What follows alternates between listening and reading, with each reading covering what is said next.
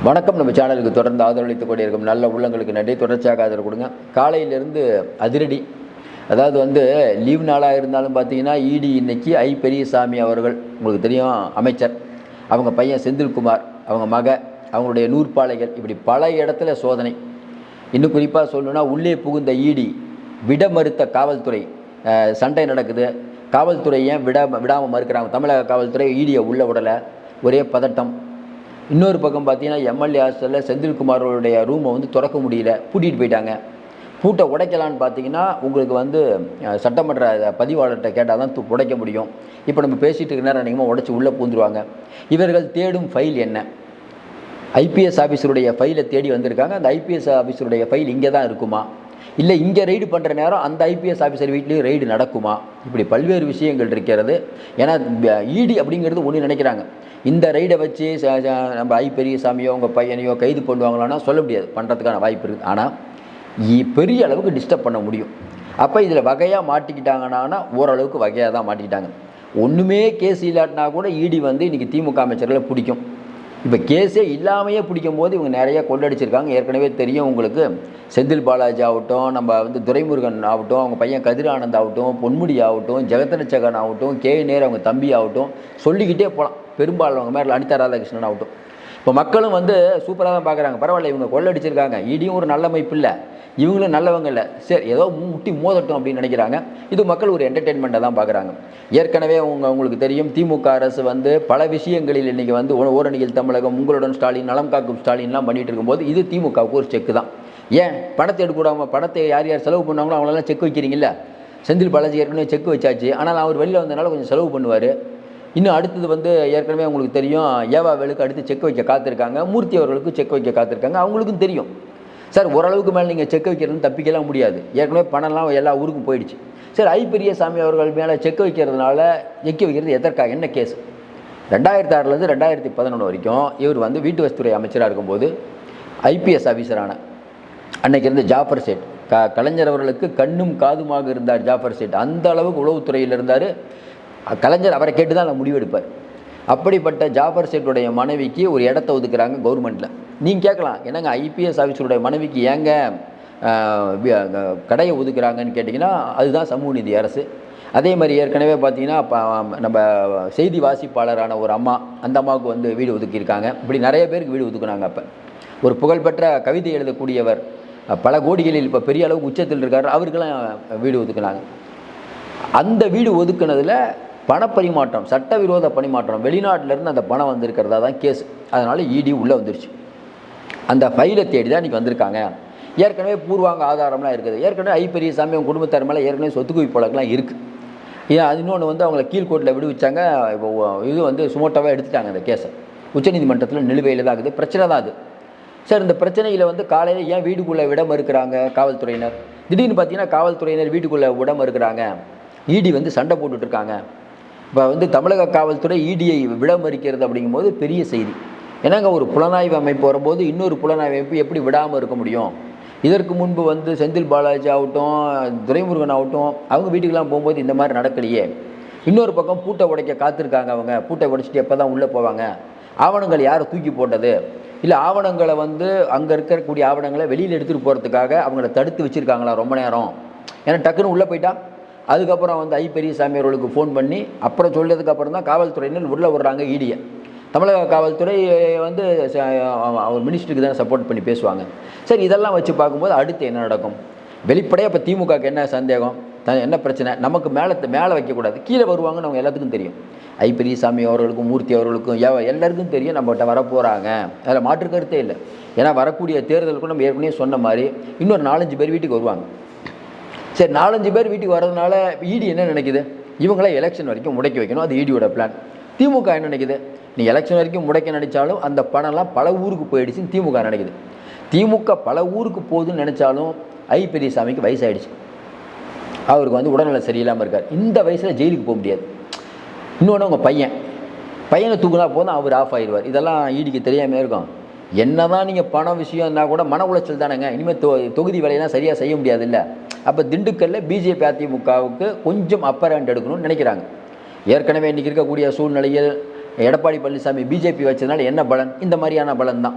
ஏகப்பட்ட பேரை கார்னர் பண்ணிகிட்டு இருக்க முடியுது இல்லை. இப்போ இவங்க தெரிச்சு ஓடுறாங்கல்ல, எல்லாத்தையும் தாண்டி இன்றைக்கி வந்து ஒன்றுமே இல்லை கேஸ் அப்படின்னாலே ஈடு வழக்கு போடும். சூப்பராக அல்வா மாதிரி இருக்குது, கேஸ் போடாமல் என்ன பண்ணுவாங்க? இப்போ அடுத்தடுத்து நடக்கக்கூடிய திருப்பங்கள் ஒரு 2-3 நாள் அந்த ரைடு போகும். ரைடுக்கு முடிவில் அவங்க பையனை கைது பண்ணாலும் ஆச்சரியப்படுவதில்லை. பையனை கைது பண்ணால் அது பெரிய செய்தி, லாக் பண்ணி விட்ருவாங்க. எப்படி பொன்முடியை கூப்பிட்டு விசாரித்தாங்க, அவங்க பையன் தெய்வசிகாமணி விசாரித்தாங்க, இதெல்லாம்.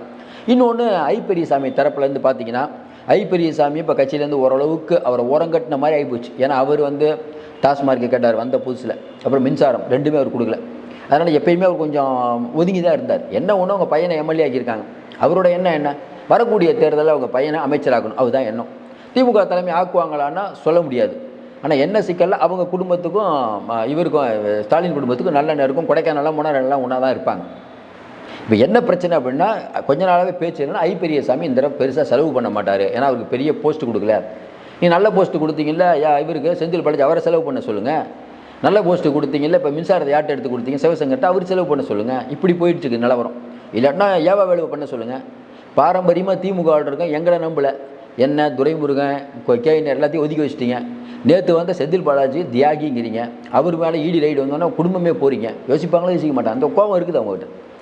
இப்போ என்ன சிக்கல்னா, ஏற்கனவே செலவு பண்ண மாட்டேங்கிற ஐடியாவில் இருக்கும்போது இப்போ இந்த ஈடி ரைடை காட்டி செலவே பண்ண மாட்டார். இப்போ திண்டுக்கலுக்கு என்ன பண்ணுவீங்க? ஏற்கனவே உங்களுக்கு தெரியும், கலைஞர் காலத்தில் இருந்த மாதிரி இல்லை. கலைஞர் காலத்துலலாம் உங்களுக்கு வந்து 100 ஸ்வீட் பாக்ஸ் வந்ததுன்னா நீங்கள் 80 எடுத்துகிட்டு 20 கொடுத்தா போதும்.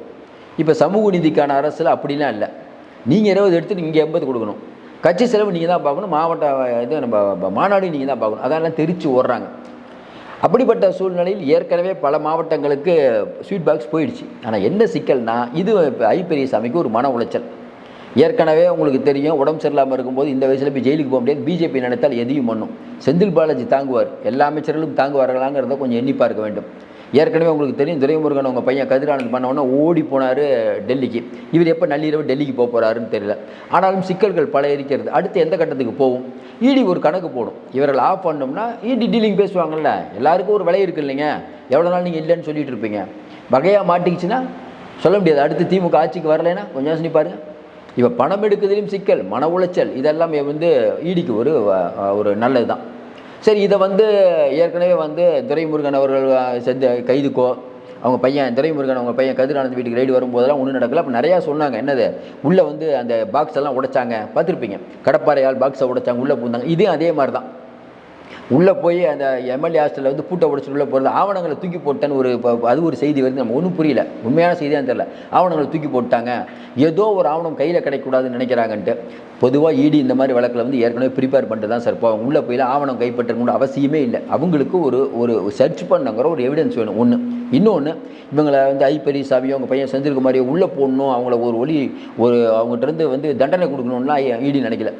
எலெக்ஷன் வரைக்கும் அவங்கள டிஸ்டர்ப் பண்ணணும், பணம் எடுக்க விடக்கூடாது, தொகுதி வேலை செய்யாதீங்க, அவ்வளோதான். தொகுதி வேலை செஞ்சிங்கன்னா உள்ளத்துக்கு போட்டுருவோம், அவ்வளோதான், முடிஞ்சுக்காது. இது இடி ஏற்கனவே பண்ணக்கூடிய விஷயம். நிறையா மாநிலத்தில் தான் பண்ணிகிட்டு இருக்காங்க, இங்கே பண்ணுறாங்க. மற்ற மாநிலத்துக்கு இங்கே என்ன வித்தியாசம்னா, இவர்கள் வெகுண்டு எழுவார்களானா வெகுண்டு எழுவதற்கான வாய்ப்பு ரொம்ப கம்மி. அது ஐ பெரியசாமியில் ரொம்ப வெகுண்டு எழுத மாட்டார். ஏன்னா அவருக்கு ஆக்டிவாகவும் இல்லை. இன்னொன்று, திமுக தலைமை அவரை நல்லாவும் வச்சுக்கல. ஆனாலும் திமுக தலைமைக்கு அவருடைய தயவு தேவை. ஏன்னா அந்த ஏரியாவில் ஜெயிக்கணும், அவருடைய தயவு தேவை. ஏன்னா அங்கே ஏற்கனவே பார்த்தீங்கன்னா அதிமுகவில் பார்த்தீங்கன்னா திண்டுக்கல் சீனிவாசன், அத்த விஸ்வநாதெல்லாம் இருக்காங்க. அதனால் இந்த ரைடு பொறுத்த வரைக்கும் திமுகவுக்கு ஒரு பெரிய ஈடி தான். மறுபடியும் சொல்கிறோம், இன்றைக்கி ஆவணங்கள் கைப்பற்றப்பட்டதோ இல்லையோ, இந்த ஈடியுடைய ரைடு பரபரப்பாக பேசப்பட்டு இதோட முடியாதுங்க. இன்னும் ஏவாவேல் அவர்கள் இருக்காங்க, பத்திரப்பதிவுத்துறை அமைச்சர், ஆன்மீக அமைச்சர், நிறைய பேர் மேலே வரப்போகுது. என்ன ஒன்று இன்றைக்கி திமுகவுக்கு சிக்கல்னா, பெரும்பாலான அமைச்சர்கள்ட்ட நீங்கள் படம் எடுக்க விடாமல், அவங்கள வேலை செய்ய விடாமல் தடுத்தீங்கன்னா போதும், இன்றைக்கி திமுக ஆட்டம் காட்டிவிடும். திமுக நம்பி இருக்கிறது பணத்தை மட்டும்தான். மறுபடியும் சொல்கிறேன், அதிகாரம் பணம் இல்லை என்றால் இன்றைக்கி திராவிட மாடலுக்கு எத்தனை பேர் ஓட்டு போடுவாங்க? ஒரு இடி ரைடு வரும்போது மக்களுக்கு ஈர்களே கோவம் வரணுங்க. இடியை வந்து நம்ம மோசமான அமைப்பு, அவங்க வேணும்னே தான் பண்ணுறாங்க. எல்லாம் தமிழ்நாடு மக்கள்கிட்ட போய் கேளுங்க, இவங்க கொள்ளடிச்சிருக்காங்க, இப்போ அவனும் நியாயம் இல்லை, இவனும் நியாயம் இல்லை, அவ்வளோதான். அதனால் இந்த விஷயத்தை பொறுத்த தமிழக மக்கள்லாம் பெருசாலும் ஒரு ஜாலியாக தான் எடுத்துக்கிறாங்க. மக்கள் இன்னும் கூட ஏங்க இடி ரைடு பண்ணுறாங்க, இவங்களை ஜெயிலில் யாரையும் போட மாட்டுறாங்களே, வெளியில் போய் கேட்டு பாருங்கள். செந்தில் பாலாஜி விட்டுறது ரைட்டாக தப்பான்னு கேட்டு பாருங்கள். என்னங்க அவர் 1.5 வருஷம் 1.25 வருஷம் இருந்தார். அவருக்கு வெளியே விட்டது நம்மை பொறுத்தவரையில் கோர்ட்டு சொன்னால் வெளியில் விட்டு தான் ஆகணும். அவர் அது 1.25 வருஷம் இருந்தார். பல பேர் எதுக்கு துரைமுருகன் நைட்டாக டெல்லி போனார்? தொகுதி பற்றி பேசவா? யாரை போய் பார்க்க போனீங்க? நீங்கள் பார்த்த ஜிப்பாக்காரர் யார்? எல்லாம் ஊருக்கு தெரியாமையாக இருக்குது. கேட்டால் வீரமாக பேச வேண்டியது. வெங்கைய நாயுடு மூலிமா நீங்கள் என்னென்ன வேலை பார்த்துட்டு இருக்கீங்க? அமித்ஷாட்ட அப்பாயின்மெண்ட் கேட்டிங்களா இல்லையா? அதனால் இன்றைக்கி பல விஷயங்கள் வந்து பேச ஆரம்பித்தா திமுக திராவிட மாடலுக்கு அது வந்து பெரிய இழப்பாக இருக்கும். ஏற்கனவே வந்து எடப்பாடி பழனிசாமி அடிமை, நீங்கள் இவங்க அடிமையிலும் அடிமை, அவ்வளோதான் சொல்ல முடியும். எழுதி வைத்துக் கொள்ளுங்கள். இது ஒரு ரைடோட முடியாது, பல ரைடுகள் இருக்கும். மற்றபடி இந்த பூட்டை உடைச்சிட்டு போகிறது, ஆவணங்களை வெளியில் வீசுறது, போலீஸாரோட தகராறு, இதெல்லாம் இயற்கையிலே நடக்கக்கூடிய விஷயம். இங்கு கொஞ்சம் அதிகமாக நடக்கிறது. மீண்டும் சந்திப்போம். நிறைய அண்மை தகவலை கொடுத்துட்டுவோம். தொடர்ந்து சப்ஸ்கிரைப் பண்ணி பார்த்து ஊக்கம் கொடுங்க. ஏன்னா நிறைய பேர் சப்ஸ்கிரைப் பண்ணாமல் பார்க்குறீங்க. மீண்டும் சந்திப்போம். நன்றி, வணக்கம்.